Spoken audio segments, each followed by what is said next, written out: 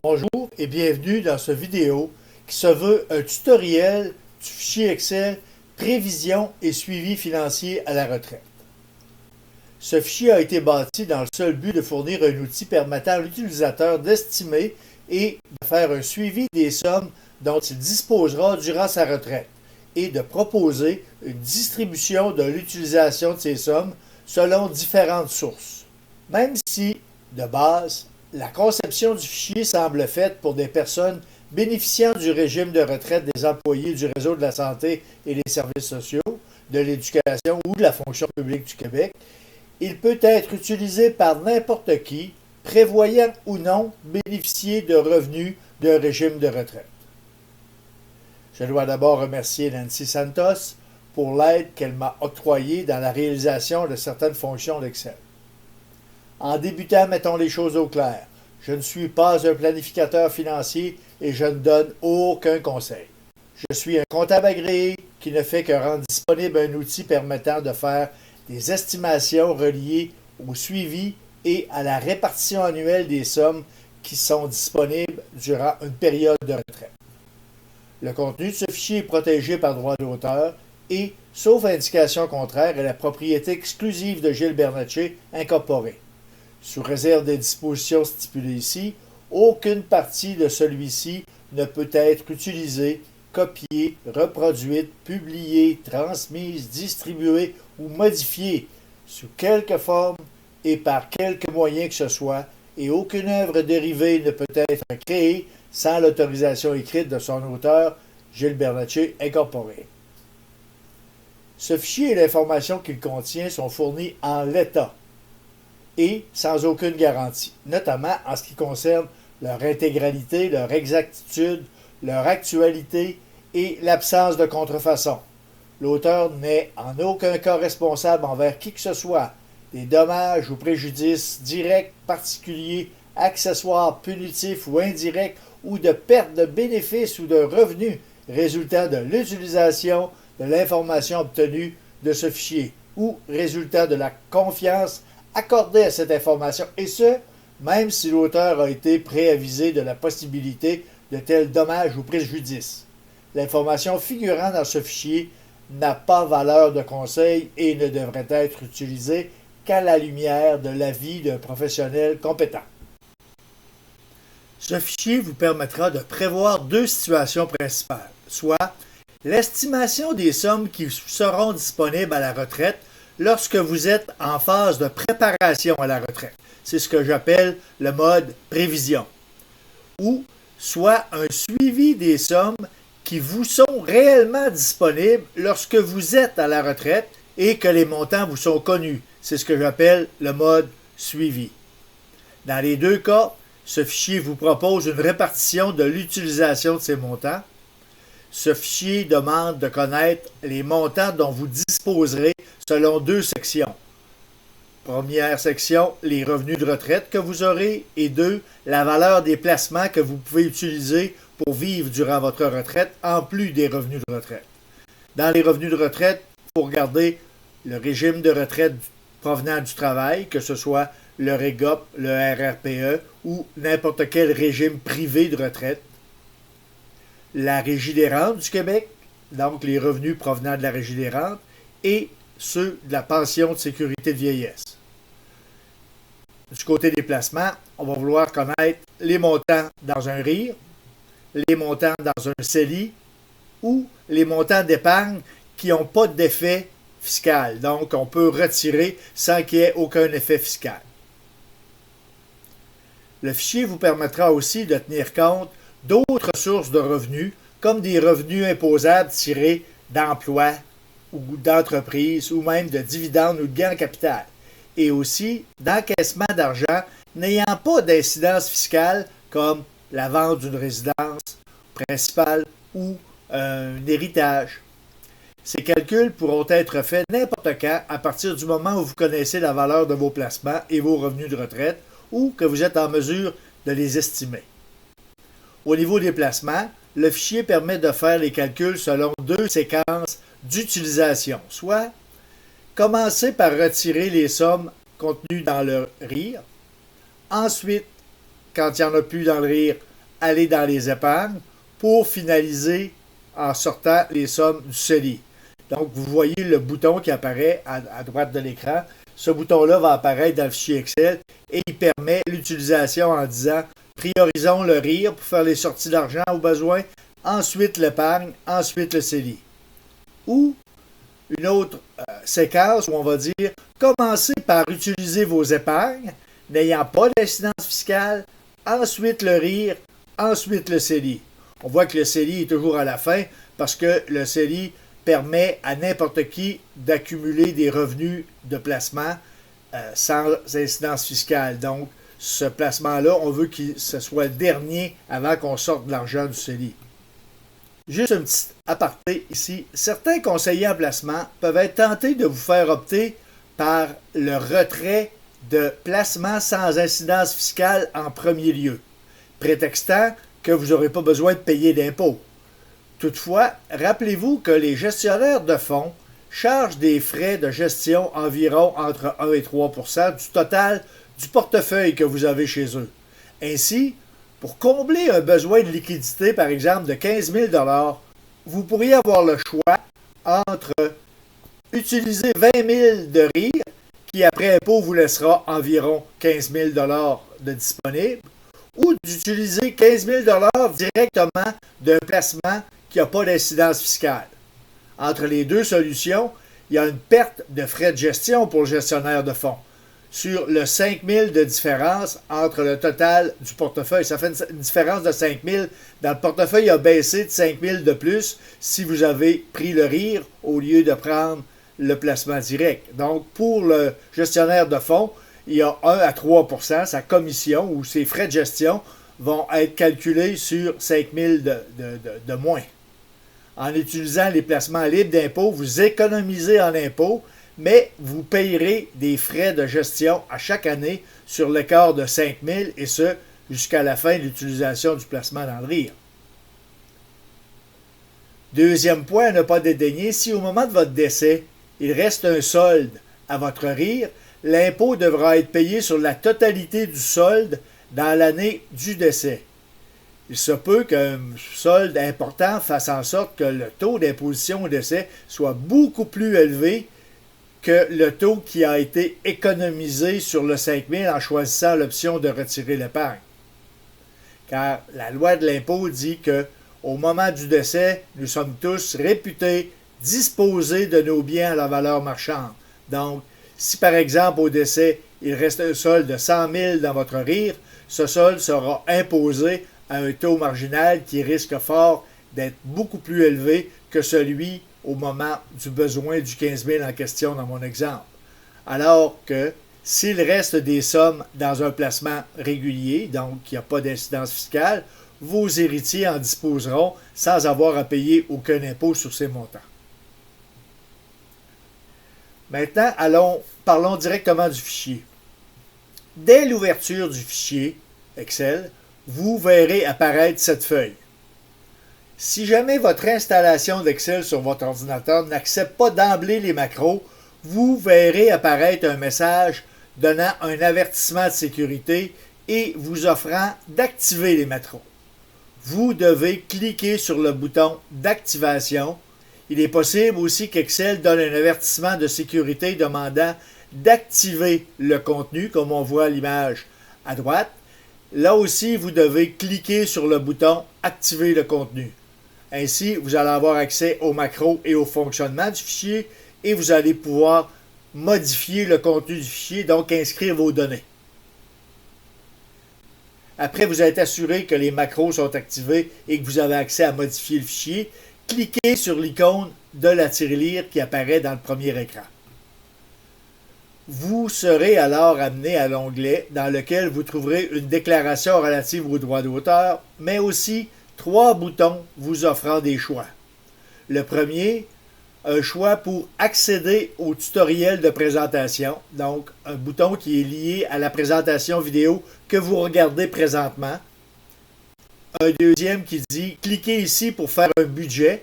On va voir qu'il y a un onglet dans le fichier qui permet de faire un budget pour être capable d'établir le montant d'argent net d'impôt qu'on va avoir besoin pour vivre au moment de notre retraite et durant notre retraite. Et finalement, un autre bouton qui va nous permettre d'aller à l'onglet où sont effectués directement les calculs. Commençons par aller faire un tour dans l'onglet qui parle du budget. Cet onglet vous permet de faire un budget mensuel de diverses sections de dépenses à partir des sommes nettes d'impôts qui vous seront nécessaires pour vivre et ainsi obtenir un montant après impôt nécessaire durant la retraite. Ici, il n'y a que la section de logement là, qui apparaît, coût du logement, mais il y a 4 ou 5 sections dans la feuille qui vous permet assez de faire le tour sur vos besoins durant la retraite. On va voir plus loin que c'est possible de modifier facilement ce budget-là. Il y a un bouton en haut à droite qui dit « Cliquez ici pour débuter les calculs ». En cliquant sur ce bouton-là, on va aller directement au dernier onglet qui est l'onglet de calcul. Voici l'onglet de calcul. Il se présente ainsi. Vous aurez à y indiquer certaines données, surtout dans les cases grisées.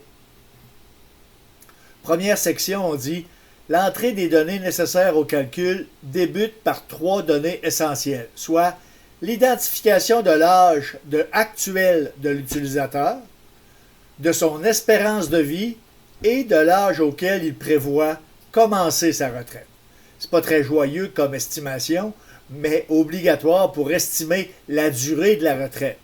Choisir à l'aide du menu déroulant dans les cellules au fond gris ou y inscrire directement les données. Donc, on demande 3 données.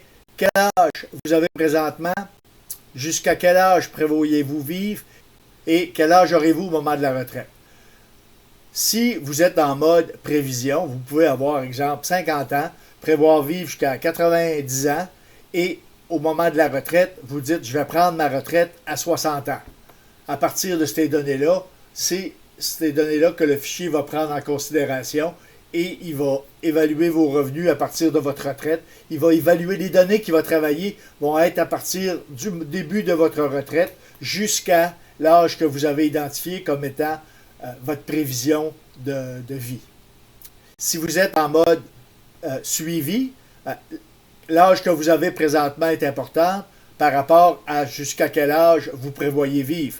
L'âge au moment de la retraite n'est pas importante dans le mode suivi. Ça peut facilement être le même âge que vous avez présentement. Les encaissements de Régie des rentes du Québec sont basés sur des prestations calculées en fonction des cotisations que vous et vos employeurs avez payées pendant que vous étiez sur le marché du travail.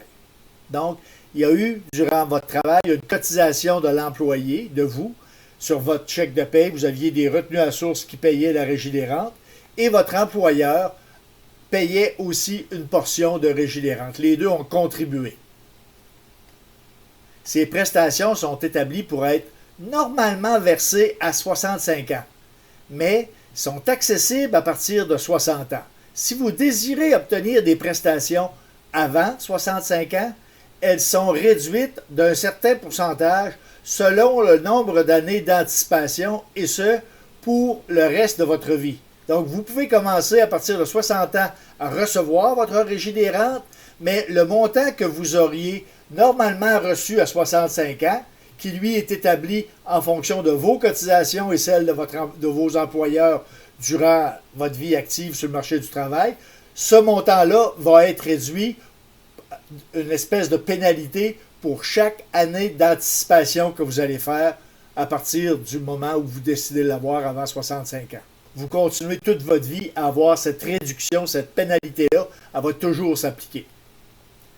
Il est possible aussi d'en retarder l'encaissement. Oui, vous pouvez le prendre avant 65 ans, mais vous pouvez aussi commencer de recevoir votre Régie des rentes du Québec après 65 ans. Donc, il est possible de retarder l'encaissement jusqu'à 70 ans. Alors, le montant établi, le même montant de 65 ans que je vous parle, qui était établi en fonction de vos cotisations et celles de votre employeur. Alors, ce montant-là, qui a été établi, lui, va être bonifié d'un certain pourcentage pour chacune des années que vous allez reporter entre 65 ans et 70 ans. Et ça aussi, cette bonification-là, va vous suivre tout le reste de votre vie. Pension de sécurité de vieillesse maintenant. La pension de sécurité de vieillesse, c'est un régime universel, financé à même les recettes fiscales du gouvernement, ce qui signifie que vous n'y cotisez pas directement pendant votre travail, mais que vous le payez à même vos impôts que vous payez au gouvernement fédéral. Donc, tout le monde a le droit, tous les Canadiens et Canadiennes qui satisfont aux conditions relatives à la résidence et au statut juridique y ont droit, sans tenir compte de la situation financière et sans tenir compte qu'ils ont travaillé ou pas durant leur vie. Pour simplifier les calculs, le fichier ne tient pas compte que l'utilisateur puisse avoir droit au supplément de revenu garanti, à l'allocation ou à l'allocation de survivants, qui sont d'autres prestations qui peuvent s'ajouter à la pension de sécurité de vieillesse. On prend pour acquis que si on fait ce calcul de préparation de retraite-là, les revenus de base de l'utilisateur vont dépasser le seuil qui permet de recevoir le supplément de revenu garanti. La pension de sécurité de vieillesse est disponible à partir du moment où on a atteint l'âge de 65 ans, mais le début de ces encaissements peut être reporté jusqu'à l'âge de 70 ans. Chaque année de report amène une bonification au montant de la prestation qui sera reçue. Pareil comme la Régie des rentes, on peut retarder, on ne peut pas anticiper la pension de sécurité de vieillesse avant 65 ans, mais on peut la retarder au lieu de la recevoir à 65 ans, on peut retarder et il y a une bonification qui est faite de façon permanente, encore là, jusqu'à tout le restant de votre vie. La bonification va être appliquée à votre montant de prestation. Toujours dans la pension de sécurité de vieillesse, là, certains vous diront qu'à partir d'un certain plafond, autour de 90 000 de revenus total pour une année fiscale, vous devrez rembourser une partie, environ 15 % des prestations. En juillet de chaque année, le montant de la prestation est revu en fonction de vos revenus de l'année précédente, afin de déterminer si le total de ceux-ci, vos revenus, a atteint ou dépasse le plafond annuel, le 90 000 environ que je vous disais. Toutefois, même si sur le site de Service Canada, on parle de remboursement, ce n'est pas le cas. Vous n'aurez pas à rembourser une partie de votre pension de sécurité de vieillesse. Ce sont plutôt des retenues à la source qui seront faites et transférées à l'Agence du revenu du Canada à titre de versement d'impôt fédéral anticipé. J'ai validé ce fait plutôt 3 fois qu'une avec l'Agence de revenu du Canada et Service Canada, qui est le département au fédéral qui paie les pensions de vieillesse. Donc, ce n'est pas un remboursement. Vous allez bénéficier, si on veut, du plein montant de votre pension. Vous n'aurez pas de remboursement à faire. Tout ce qu'on fait, c'est que si votre montant de revenus de l'année précédente est supérieur à 90 000, disons 100 000, ben, le 10 000 d'excédent du seuil, on va calculer 15 % dessus. Sur chaque mois, on va retenir un certain montant qui va faire en sorte qu'on va retenir le 15 % de l'excédent. Et cette retenue-là va être transférée à l'Agence du revenu du Canada à titre de versement d'impôt anticipé. Donc, si jamais vous n'avez pas d'impôt à payer additionnel, vous avez trop payé d'impôts, ben, ce montant-là va vous être remboursé comme un remboursement d'impôt. Vous avez le droit d'être remboursé. Donc, c'est tout simplement une retenue à la source à titre d'impôt fédéral anticipé et non un remboursement. Si on regarde, l'indexation va être importante là-dedans. On va dire, on doit d'abord estimer quels seront les taux d'indexation qui s'appliqueront aux prestations de Régie des rentes ou en pension de sécurité de vieillesse au cours des prochaines années. On vous donne la possibilité pour la Régie des rentes d'avoir un taux d'indexation avec les années. Donc, on va calculer le taux d'indexation. Vous n'avez pas de boule de cristal, mais vous pouvez mettre le taux d'indexation que vous voulez et voir les différentes hypothèses que ça va vous donner. Et même chose, on vous permet de choisir un taux d'indexation pour le montant de la prestation de sécurité de vieillesse. Si vous faites le calcul en mode prévision, vous devez inscrire les montants maximum de régie des rentes et de pension de sécurité de vieillesse qui vous sont disponibles pour l'année civile où vous faites les calculs. En cliquant sur le drapeau du Québec ou sur le drapeau du Canada, vous serez transporté sur la page web, autant au fédéral qu'au provincial, où vous allez trouver l'information pour les prestations maximum à 65 ans, autant pour la régie des rentes que pour la pension de sécurité de vieillesse, pour l'année pour laquelle vous faites le calcul. Donc, si on est en 2025 et qu'on clique sur le drapeau du Québec, on va aller sur une page du gouvernement du Québec qui va nous dire que le maximum de la régie des rentes à 65 ans est de tel montant. Même chose pour la pension de vieillesse. À partir du moment où ces informations sont inscrites, le fichier fera une recommandation à savoir quel âge il est le plus rentable de débuter à recevoir la régie des rentes et la pension de sécurité de vieillesse.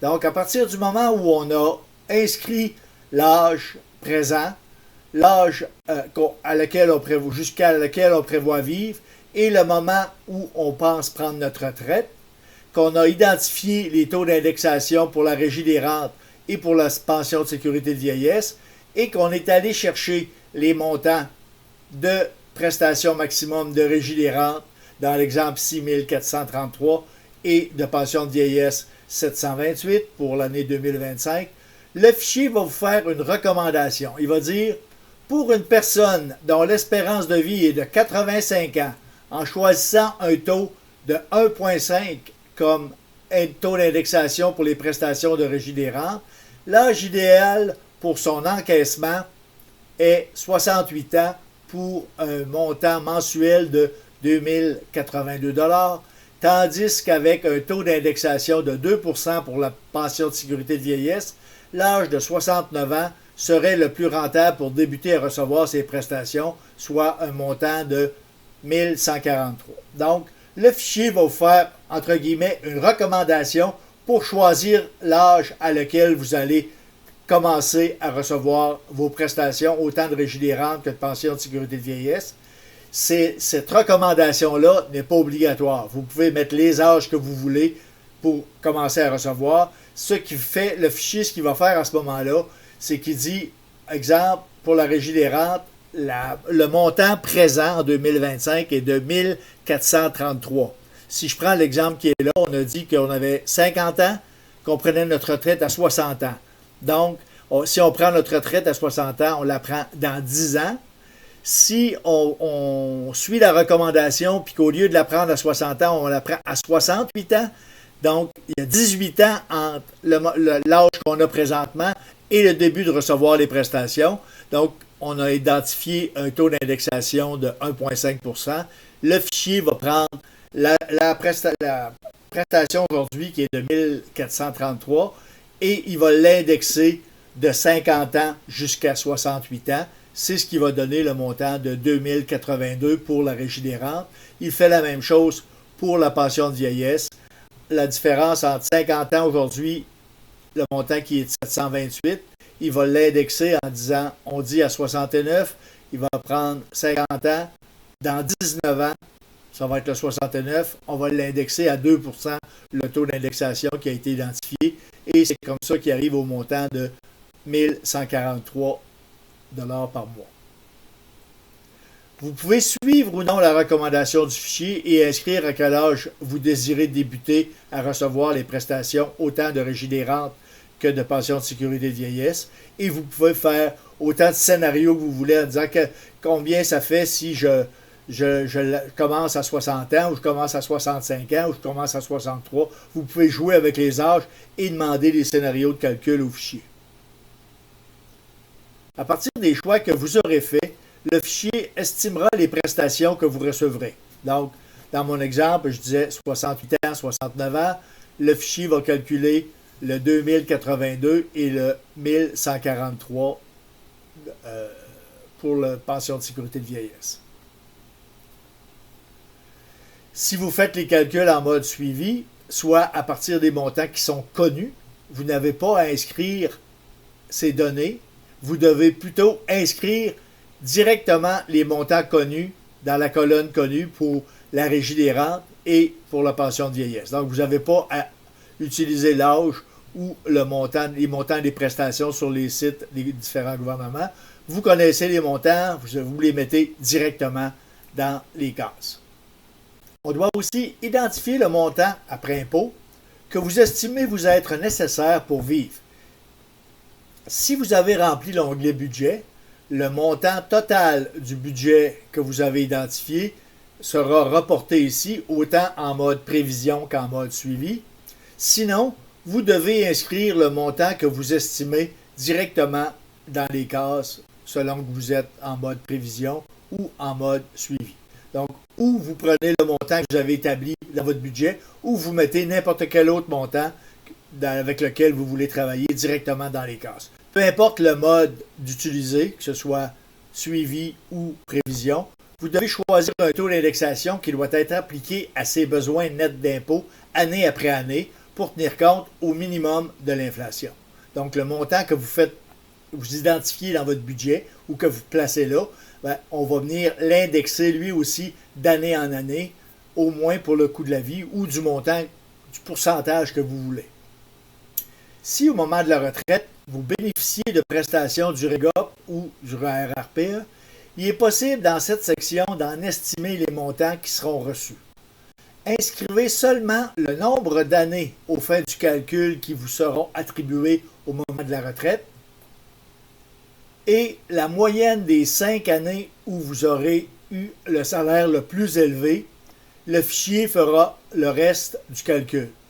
Si vous bénéficiez déjà de prestations d'un régime de pension d'un employeur, REGOP, RRPE ou n'importe quel autre régime de pension provenant d'un employeur, inscrivez le montant dans la colonne connue.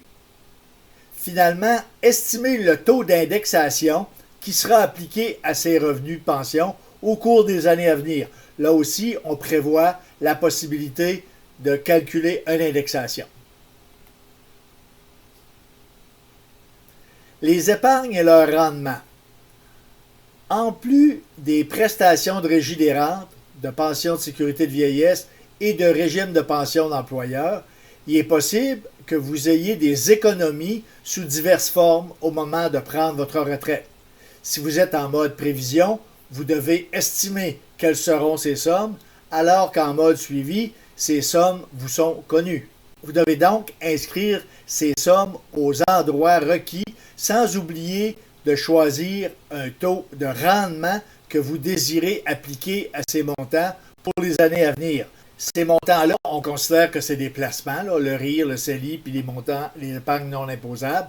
Vous estimez les montants que vous aurez au moment de prendre votre retraite si on est en mode prévision.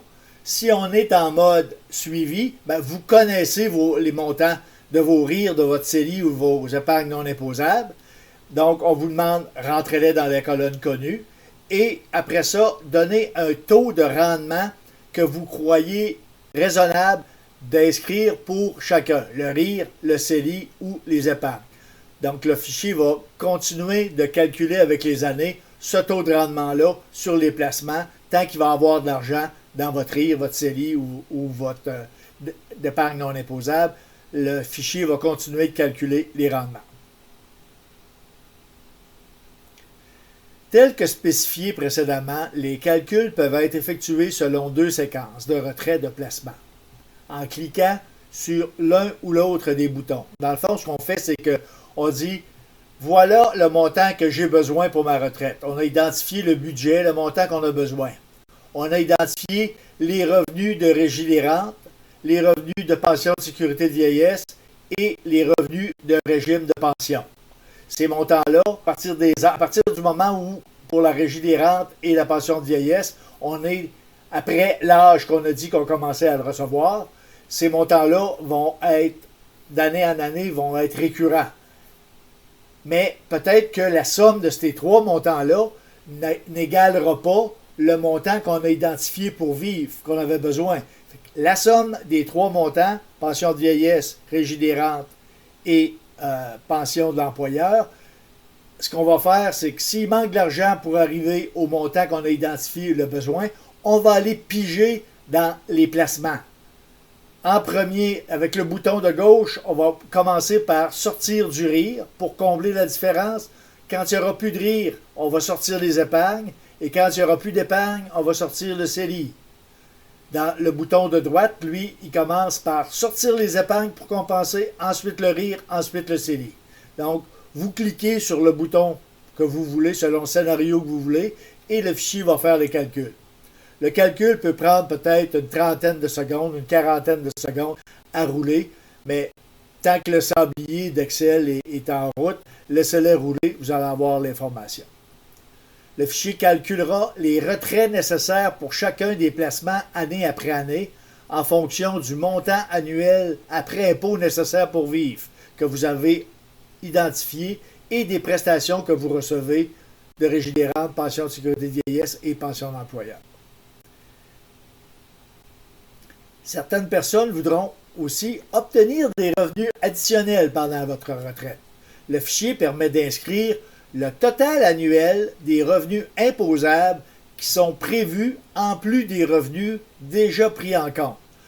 Le fichier tiendra compte de ces autres revenus au moment de calculer les besoins de retraite placement. On peut avoir des revenus d'emploi, des revenus d'entreprise, des gains en capital, des dividendes, etc. Donc, on a une colonne qui s'appelle « Autres revenus ». Ces montants doivent être identifiés dans la colonne « Autres revenus » de la section « Imposables » sur la ligne représentant l'âge au moment de ces gains. Donc, si je prends ma retraite à 60 ans puis que je dis « je vais travailler à temps partiel jusqu'à 63 ans », ben, dans mes années 60, 61, 62, 63, je vais venir mettre le montant annuel de revenus imposables que je crois gagner ou que je m'attends de gagner pour ces années-là. Le fichier, ce qu'il va faire, c'est qu'il va considérer ces montants de revenus-là en plus des revenus de pension avant d'aller piger dans les montants de placement. Finalement, il est possible qu'au cours de la période de retraite, vous prévoyez encaisser des sommes quelconques qui n'auront pas d'incidence fiscale. Par exemple, vendre votre maison, résidence principale, à un certain moment donné. Vous dites, à 70 ans, je vais vendre ma maison, puis je vais m'en aller dans une résidence pour personnes âgées, où ça va me coûter moins cher, je suis tanné de tondre la pelouse, puis de déneiger, je vais vendre ma maison. Et à ce moment-là, le montant de la maison ne sera pas, votre résidence principale ne sera pas imposable. On peut amener ce solde-là, ça peut être un héritage que vous prévoyez recevoir, etc. Ce que vous allez faire, vous allez venir inscrire le montant que vous pensez disposer dans une colonne qui s'appelle « Autres encaissements ». Ces montants doivent être identifiés dans la colonne « Autres encaissements » de la section « Non imposable » du fichier, on va voir, sur la ligne représentant l'âge au moment de ces encaissements-là. Vous pouvez donc identifier les montants ainsi disponibles aux années en question. S'il y a lieu, le fichier se servira de ces montants pour combler le manque à gagner par rapport aux montants déjà identifiés, aux besoins déjà identifiés, et l'excédent sera ajouté au solde du compte épargne sans incidence fiscale. Donc, si vous prévoyez vendre votre maison à 70 ans et que vous prévoyez vendre votre maison 300 000 $ et que dans l'année, vous avez pas besoin de ce montant-là ou vous n'avez pas besoin de complètement ce montant-là pour satisfaire les besoins que vous avez identifiés, le solde qui va rester va aller s'ajouter à vos épargnes non imposables, qui n'ont pas d'incidence fiscale, comme si vous le preniez et vous le mettiez à la banque avec les autres argents que vous aviez à la banque. Il n'y aura simplement pas d'incidence fiscale quand vous allez le retirer, donc ce montant-là va venir s'accumuler avec vos placements sans incidence fiscale. Si vous avez inscrit des montants dans la section « Autres revenus » ou « Autres encaissements », vous devez demander au fichier de refaire les calculs en cliquant sur le bouton approprié. Donc, si vous avez fait un premier jet et vous avez dit « OK, qu'est-ce que ça ferait si je travaillais à temps partiel puis que je gagnais X 1000 $ par année pendant mon année de... J'ai pris ma retraite, je prévois prendre ma retraite à 65 ans.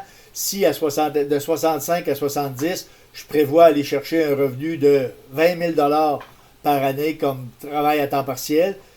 Qu'est-ce que ça... Si vous voulez changer, aussitôt que vous changez des montants que vous allez mettre dans la colonne autres revenus ou autres encaissements, vous devez revenir cliquer sur les boutons Rire épargne CELI ou Épargne Rire CELI pour refaire le calcul en tenant compte de ces nouvelles informations.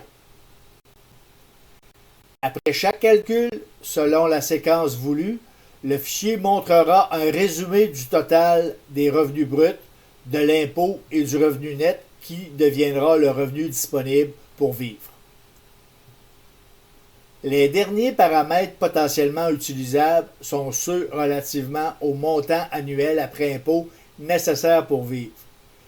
Le montant identifié dans les paramètres initiaux sera indexé d'année en année en fonction du taux choisi. Toutefois, il se peut que l'utilisateur identifie des âges auxquels il voudrait faire varier ce montant de façon importante. À ce moment-là, la colonne « Montant désiré à la retraite » permet d'inscrire un montant différent pour un âge donné. Notez cependant que pour l'année suivant le changement, le fichier indexera le nouveau montant et non le montant utilisé antérieurement.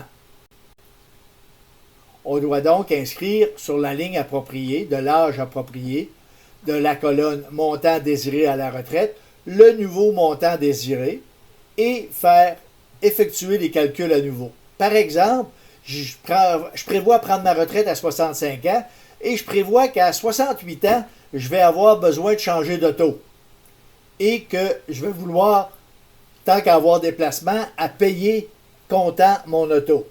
Je m'attends à ce que ça va me coûter 50 000 $. Donc, même si j'avais identifié que ça me coûterait 50 000 $ par année pour vivre, à partir de 65 ans, je voulais disposer de 50 000 $ net après impôt pour chaque année. À 68 ans, ben c'est 100 000 $ que ça va me prendre cette année-là. 50 000 pour vivre comme j'avais identifié et 50 000 pour m'acheter un auto. C'est que je vais mettre 100 000 dans la colonne montant désiré à la retraite pour l'année de mes 68 ans.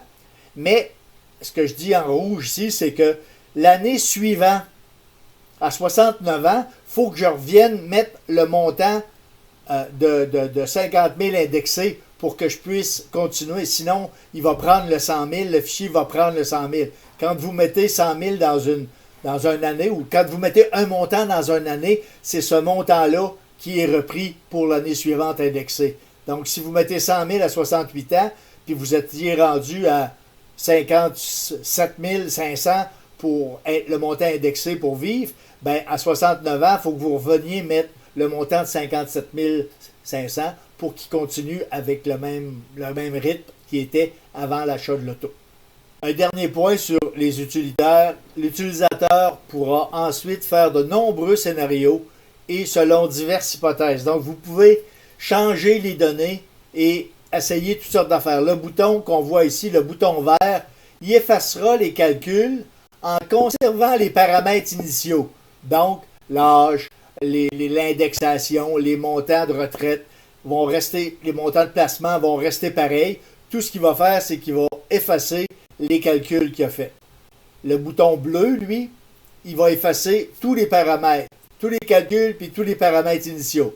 Finalement, le bouton bleu avec une imprimante vous permet d'imprimer et celui avec une disquette, même si personne ne connaît ça, les disquettes maintenant, c'est quand même un bouton, une icône qui permet la sauvegarde, donc sauvegarder le fichier. Ce fichier vous permet de faire autant de scénarios que vous désirez en changeant différentes hypothèses. L'âge de la retraite, les montants que vous allez recevoir, dire est-ce que je vais prendre un régime des rentes à 60, 62, 64, ma pension de vieillesse à 65, à 68, qu'est-ce que ça fait comme changement? Vous pouvez jouer avec comme vous voulez, refaire les calculs autant de fois que vous voulez. Il n'y a pas de limite au nombre de calculs, recalculs que vous pouvez faire. Un tutoriel vous explique son fonctionnement. Vous n'avez pas besoin de connaître Excel, seulement quelques chiffres connus ou estimés à inscrire et quelques boutons à cliquer. Il est important de savoir que les calculs supposent que toutes les dettes sont complètement payées ou que le versement associé à celle-ci sont tenus compte dans l'estimation des besoins financiers. Donc, vous avez vu, on n'a pas parlé à nulle part qu'il y avait une hypothèque à payer ou des dettes sur un auto ou des dettes sur n'importe quelle autre, marge de crédit ou rien.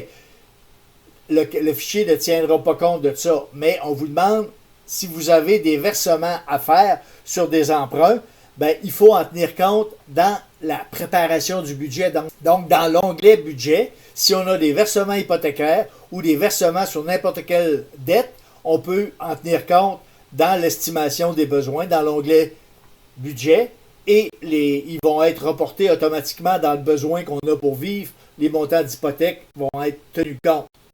Et si on sait que l'hypothèque arrête dans 5 ans, puis que dans 5 ans, ça va me faire un revenu annuel de 10 000 $ de plus par année parce que j'aurai plus d'hypothèque à payer, bien, on peut, comme on a vu dans la colonne montant nécessaire des besoins à la retraite, pour dans 10 ans venir dire, ben c'est plus le même montant, je viens de diminuer de 10 000 mon besoin parce que j'ai plus besoin de payer mon hypothèque.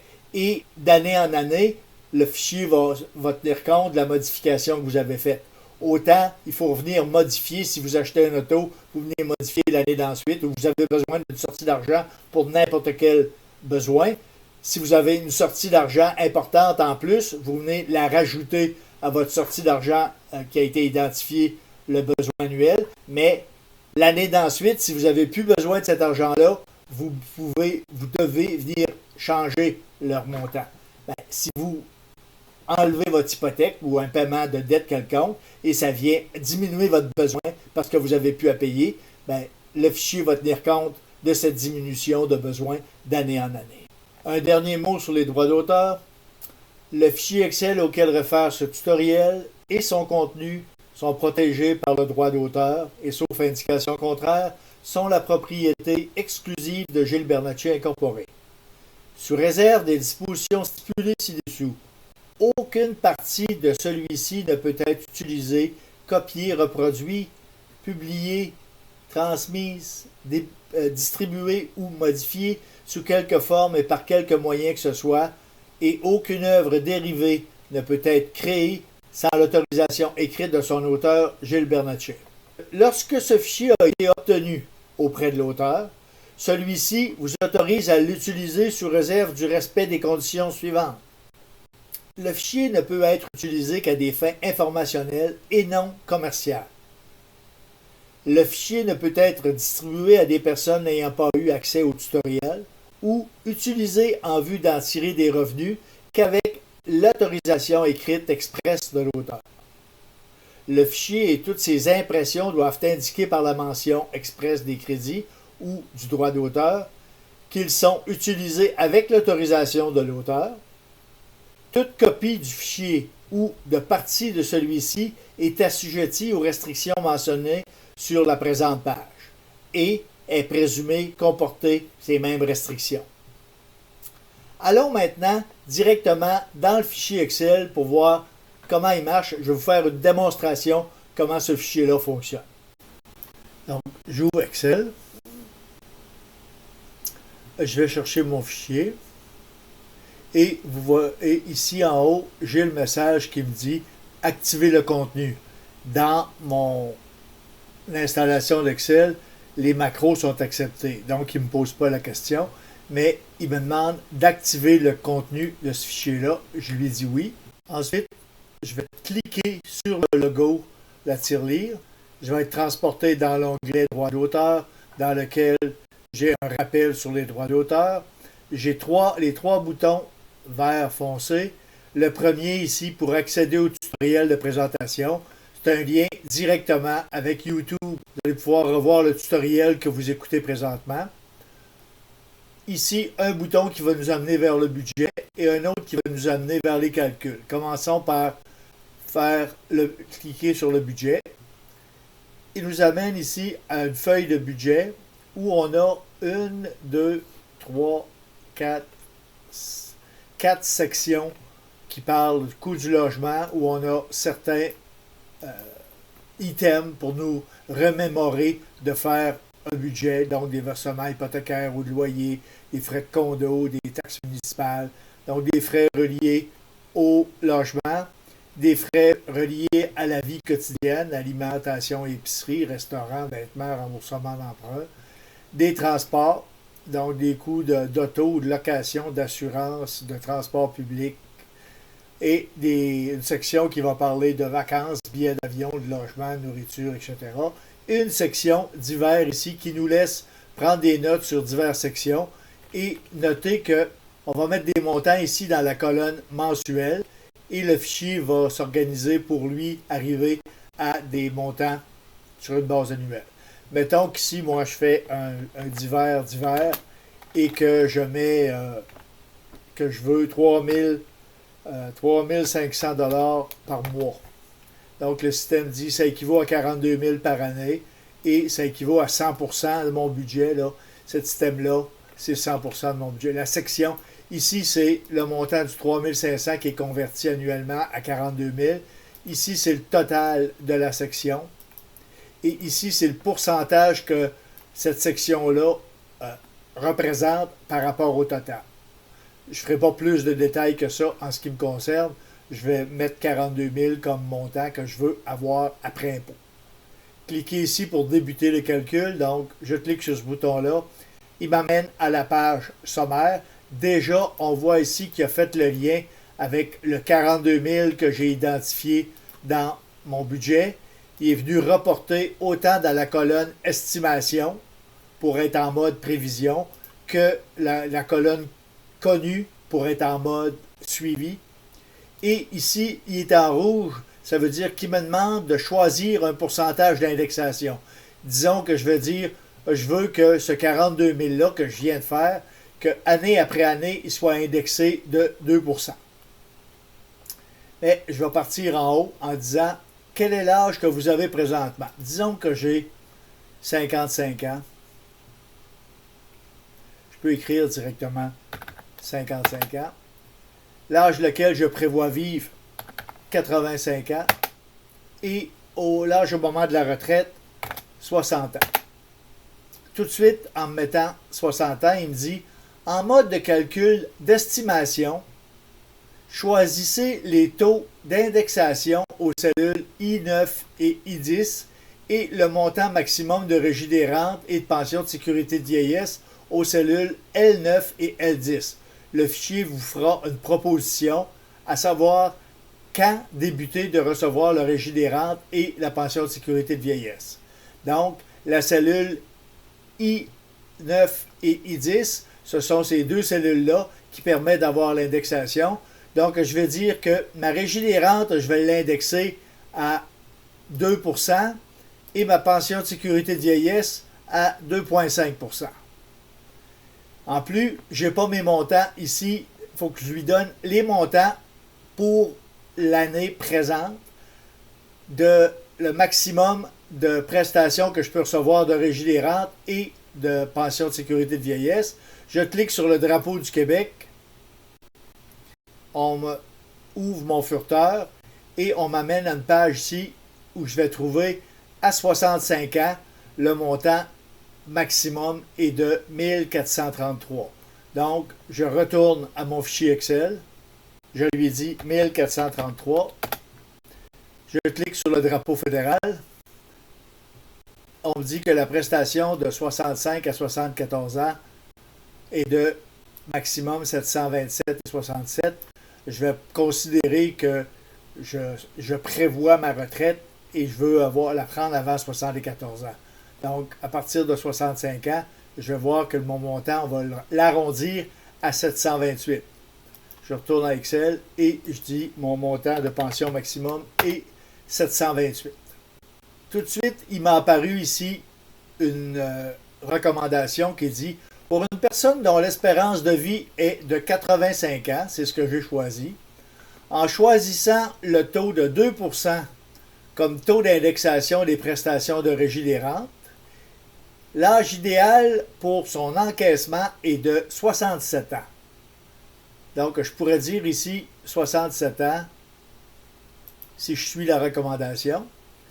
Pour 1848, tandis qu'avec un taux d'indexation de 2,5 pour la pension de sécurité de vieillesse, l'âge de 69 ans sera la plus rentable pour débuter à recevoir ces prestations, soit un montant de 1061. Si je dis ici 69 ans, donc le système, là je suis en mode prévision, le système va dire voici les montants que tu devrais recevoir en indexant le montant de 1433 qu'on a aujourd'hui, quand j'ai 55 ans, quand je vais avoir 67 ans, donc dans 12 ans, ce que le fichier va faire, c'est qu'il va indexer le montant de 1433, il va l'indexer de 2% pendant 12 ans. Ce montant-là va représenter 1848 quand je vais avoir 67 ans. Même chose pour la pension de sécurité de vieillesse. Il me dit, je décide que je vais la prendre à 69 ans, j'ai 55 ans, 14 ans, il va prendre le montant de 728 qui va indexer à 2,5 pendant 14 ans et il va dire tu devrais recevoir 1061 $ quand tu vas avoir 69 ans et que tu vas commencer à recevoir ta pension de vieillesse. Si on le fait, je vais commencer à regarder le mode prévision. Ici, on dit on a déjà le montant de budget qu'on a identifié dans l'onglet budget ici. Si je suis quelqu'un qui bénéficie du REGOP ou du RRPE puis que je veux l'évaluer, nombre d'années au fin de calcul du REGOP à 60 ans, quand je vais avoir 60 ans et que je vais prendre ma retraite, combien d'années de REGOP je vais avoir contribué pour le calcul? Mettons que c'est 31 ans. Je dis 31 ans. Moyenne salariale des 5 meilleures années, disons que je dis que c'est 78 000. Le système va me dire, OK, tu devrais recevoir 31 434. Et ce 31 434-là, quand on va l'évaluer, les calculs, s'il y a une synchronisation à faire avec la Régie des rentes à 65 ans, le fichier s'en occupe. C'est-à-dire qu'il va à 65 ans, s'il y a une synchronisation à faire, il va la faire. Donc, pour le montant de REGOP, je vais aussi venir indexer, dire quelle est l'indexation. Disons que je dis c'est 1,5 %. Le fichier va indexer à tous les ans le montant de 1,5. Ensuite, je vais dire régime enregistré d'épargne retraite. Mettons que je dis qu'au moment de prendre ma retraite, je devrais avoir 75 000 $ dans un RIR, qui lui, je devrais avoir un rendement de 2,5 %. Dans mon CELI, je vais avoir 100 000. Lui aussi, je vais aller chercher peut-être, rien que pour faire changement, on va dire 3 %. Et des épargnes non imposables, donc hors RIR et hors CELI, disons que je vais avoir 40 000 $, que je vais aller chercher un petit rendement de 1 %. Je suis prêt à faire les calculs. Il y a déjà toutes les données. Tout ce que je vais faire, disons que je commence par RIR, épargne et CELI. Je lui dis, regarde qu'est-ce que ça me donne avec ça. Je clique sur mon bouton et je laisse Excel faire ses calculs.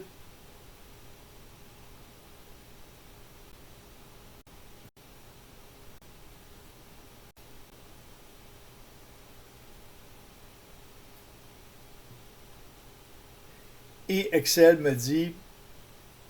me donne ici la liste à partir de ma 60e année, donc la première année de ma retraite, jusqu'à mon décès à 85 ans.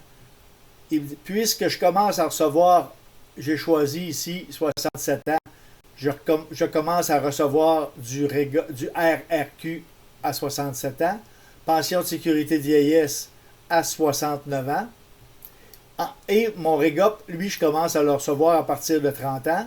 Donc, comme j'y ai demandé 42 000 et que mon REGOP me donne 31 000, il va me sortir 19 040 de mon RIR, de telle sorte que je vais me ramasser avec 50 000 de brut, qui va me coûter 8 874 d'impôts pour arriver à un montant net de 42 000, ce que j'ai besoin. Et cette année-là, mon taux moyen d'impôt n'est que de 17,44 % et mon taux marginal, donc le taux sur la dernière braquette, si on veut, ou la dernière dollar de mon 58 874 est imposé à 26,53 %. La deuxième année, je vais aller chercher, ici j'ai indexé, la deuxième année, je vais aller chercher 31 906. Je vais avoir besoin de retirer 19 000 de mon RIR, qui va faire 52 avec de l'impôt, qui va me mettre à 42 814. 42 814 étant mon 42 de l'année identifié au début, indexé de 2 %, et ainsi de suite. Jusqu'à temps qu'ici, j'ai plus de RIR. Donc, je finalise mon RIR et il va aller chercher mes épargnes. Donc, il va aller chercher 1800 $ dans mes épargnes pour avoir 53 000 et après l'impôt, avoir le 44 571 que j'ai besoin pour vivre selon le montant que j'ai identifié. Il va manger, dans les dernières années, il va manger ici mon montant d'épargne. L'année de mes 66 ans, il va aller chercher 12 000 $ dans mon CELI, toujours pour arriver à un montant qui va me permettre d'arriver au montant que j'ai identifié. Et à 67 ans, ici, je vais aller chercher 27 000 $ de régie des rentes avec mon REGOP toujours qui augmente. Là, je vais avoir besoin d'aller chercher seulement 1888 dans mon CELI pour totaliser 59 et 10 000 d'impôts pour 48. Et quand je prends le montant ici, là, dans mon calcul du brut, mes revenus d'intérêt sur mon épargne, j'en tiens compte aussi. J'avais dit que j'ai dit que j'aurais 40 000 $ d'épargne. Ben, ce 40 000 d'épargne-là, il fait des petits. Donc, je viens augmenter mon intérêt à chaque année quand il y a de l'argent dedans. Ici, je vais calculer un intérêt que j'ajoute. Après ça, à 69 ans, là, je vais recevoir la régie des rentes et ma sécurité de vieillesse. Je vais aller chercher aussi mon montant de REGOP. Donc là, j'en ai en masse. Donc ici, je vais avoir, je peux même voir que je vais avoir un excédent. Ici, là, à partir du moment où je vais recevoir,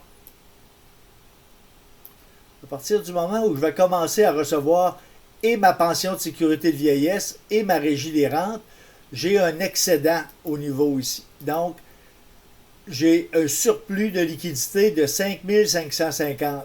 Je n'ai pas besoin de ce montant-là. C'est que ce 5 000-là, il va aller s'ajouter au montant de mes épargnes, qui étaient rendues à zéro, mes épargnes.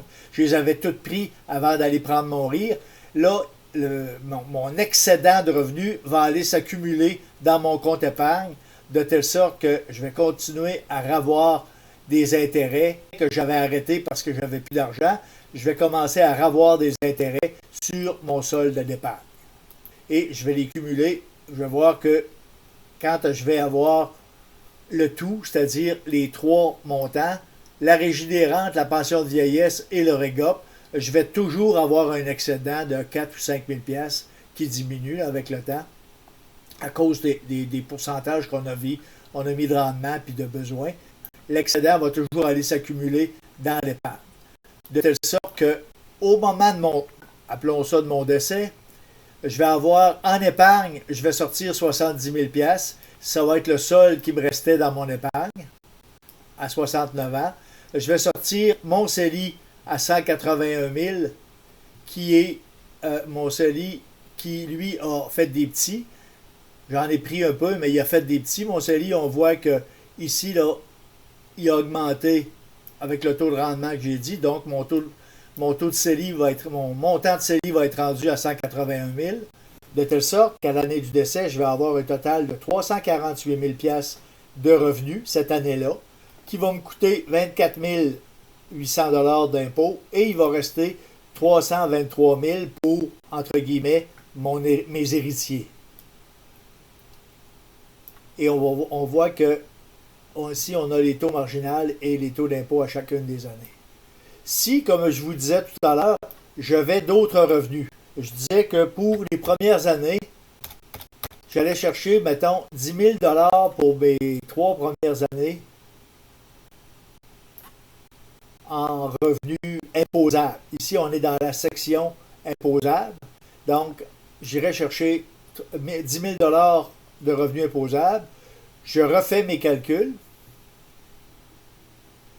Parce que là, au lieu d'aller piger dans mes rires, il va aller commencer par prendre mon autre revenu de 10 000 avant d'aller piger dans mes rires.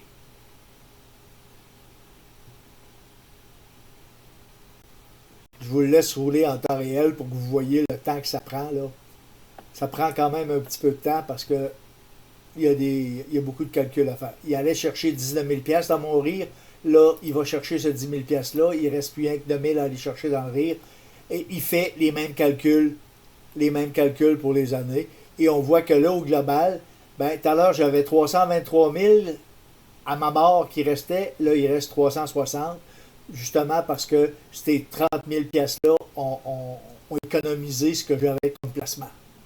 Même chose quand je vous disais ici, si à 70 ans, exemple, je décide que je vais vendre ma maison, puis je vais aller chercher 300 000, je vais refaire mon calcul avec ce 300 000 d'encaissement-là. Comme j'en avais pas besoin, comme je vois que déjà avant, j'en avais pas besoin, j'avais 23, 13 et 36, et avec l'intérêt sur mon solde épargne, j'avais 76 000 $ de revenus bruts, j'étais capable d'aller chercher 68, j'avais 58, j'avais déjà 7 397 d'excédent de revenus à ce que mon besoin était de 51 197, alors que j'allais chercher 58. Je n'avais pas nécessairement le contrôle sur si je le reçois ou je ne le reçois pas. La régie des rentes, à partir du moment où je commence à l'encaisser, je l'encaisse. Puis, surtout à 70 ans, je suis obligé de commencer à l'encaisser. Même chose pour ma pension de sécurité de vieillesse. Et mon REGOP, ben, je l'encaisse depuis que j'ai 60 ans. Ces trois montants-là, plus l'intérêt sur mon placement non imposable, ça me générait 76 000 de revenus. Avec 17 000 d'impôts, il me reste 58 000, alors que mon besoin de l'année est à 51 197. J'avais déjà 7 397 de surplus. Et si on regarde ici dans mes épargnes, dans ma colonne épargne, le 300 000 plus le 7 300, donc le 307 300 est venu s'additionner aux 13 000 qui restaient comme solde de l'épargne.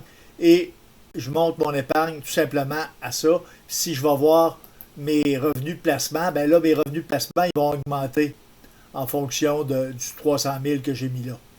Aussi, quand je vous disais qu'à 68 ans, je vais m'acheter un auto, OK?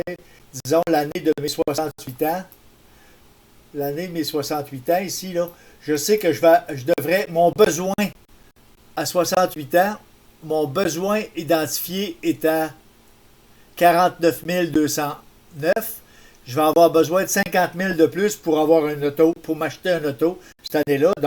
Donc, à 68 ans, je vais avoir besoin de 99 209. Ce que je vais faire, et là, on voit tout de suite, à partir du moment où ça vient rouge, là, c'est parce que j'arrive plus à combler mon besoin. Il faut que je refasse un autre calcul là, pour qu'il aille piger de l'argent ailleurs. Même si j'ai de l'argent dans mon ailleurs, j'aurai pas assez d'argent à 68 ans pour prendre 50 000 pour mettre dedans. Je refais mon calcul.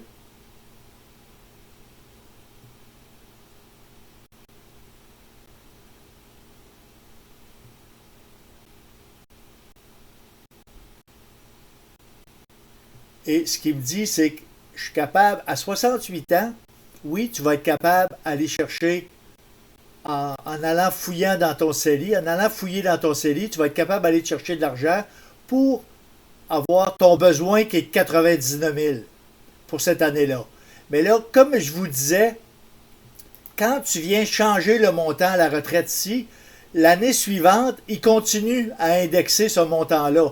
Ça fait que là, dans l'année du besoin, il m'a mis 99 000 pour l'année de mes 68 ans parce que j'ai besoin d'une auto. Et là, je redescends pas. Et là, je reste pas à ce niveau-là de besoin.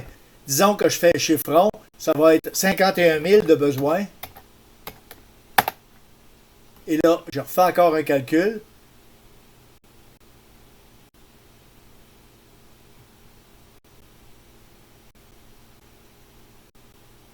Et là, le fichier refait tous les calculs partout pour tenir compte que cette année-là, l'année de mes 68 ans, je pense, ce que j'ai dit. Oui, l'année de mes 68 ans, j'ai eu besoin de 99 000. L'année de mes 69 ans, mon besoin est revenu à 51 000. Et on voit que les besoins par la suite ont parti du 51 000 et ont été indexés en fonction du taux que j'avais choisi. Ils ont revenu à appelons ça, à un niveau plus normal.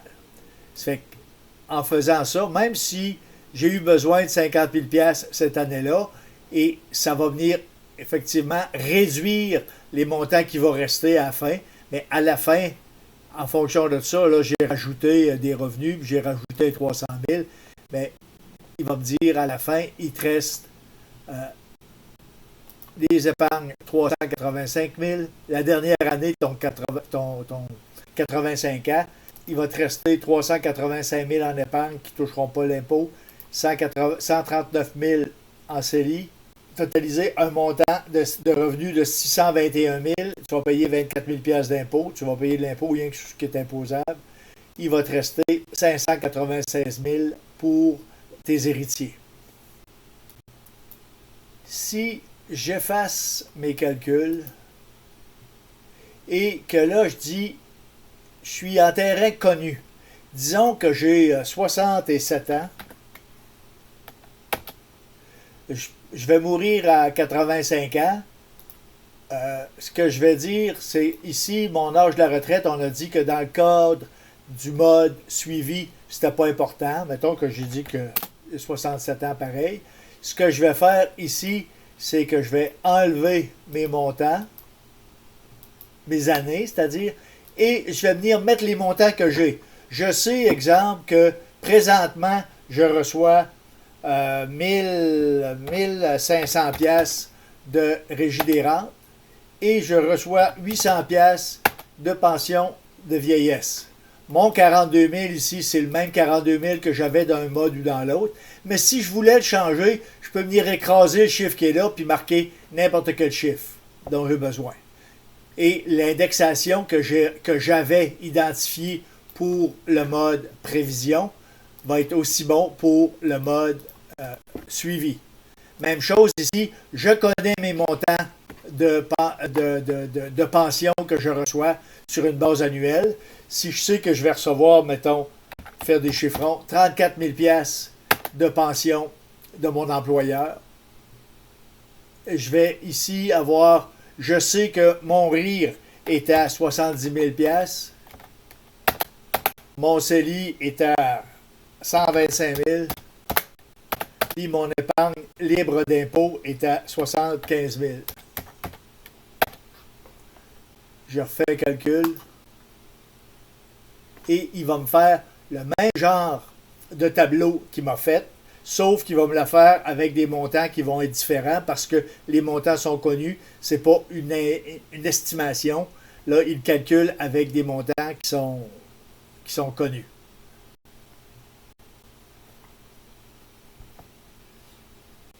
On voit ici qu'il me commence à 67 ans et il me dit, voilà ton 18 000 $ que tu reçois de Régie des rentes, ta sécurité de vieillesse, ton revenu de pension et la première année, les trois ensemble ici, tu vas aller chercher 62 000.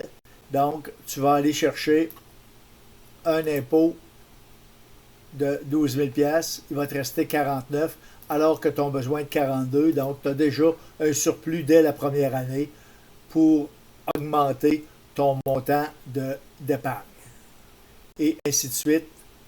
Les calculs vont être les mêmes pour pour la section, le mode suivi qu'ils l'ont été pour le mode prévention. La seule différence, c'est que dans le mode suivi, on a des montants connus, alors qu'en prévention, on prévoit. J'aurais pu demander en mode épargne, rire et CELI. J'aurais pu le faire autant pour la prévision que je le fais là pour le suivi. Il va refaire les calculs, sauf que là, il va aller fouiller dans l'épargne à partir du moment où s'il manque d'argent, au lieu d'aller fouiller dans le rire en premier et l'épargne en deuxième, il va aller fouiller dans l'épargne en premier et dans le rire en deuxième. Mais là, dans mon exemple, comme il n'allait pas dans le rire, il n'allait pas chercher du rire avant 71 ans, et il faut penser que le fichier tient compte du fait que tu n'aies besoin ou que tu n'aies pas besoin, le rire, tu es obligé de le sortir à partir de 71 ans, un certain pourcentage.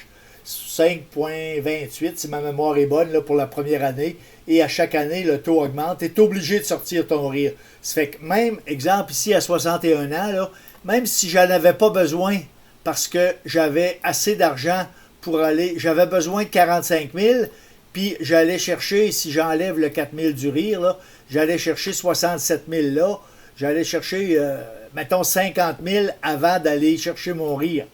Mais il va te sortir, le fichier va vous sortir du rire quand même, le minimum que vous êtes obligé de sortir, et il va vous imposer dessus, et vous allez pouvoir, si vous avez des surplus, il va aller les placer avec votre épargne. Et la même chose pour les autres revenus et les autres encaissements, et la même chose pour les montants désirés à la retraite. Il fonctionne de la même façon qu'on soit en mode prévision de la retraite ou en mode suivi. Donc, amusez-vous avec le fichier. Faites les scénarios que vous voulez, mettez les hypothèses que vous voulez. Normalement, le fichier devrait vous suivre. Ça se peut qu'il y ait des erreurs, que vous découvriez des bugs à quelque part. Faites-moi en part que je puisse les corriger. Le fichier n'est pas rodé 100% encore, mais amusez-vous et donnez-moi-en des commentaires. Si vous avez des commentaires, gênez-vous pas pour me les envoyer ou des questionnements. Vous pouvez envoyer ça à mon adresse courriel formationreseau@vidéotron.ca. Donc, formationreseau@vidéotron.ca. Ça m'a fait plaisir de corriger des erreurs si vous en trouvez ou répondre à des questions de fonctionnement si vous en avez. Là-dessus, bonne retraite.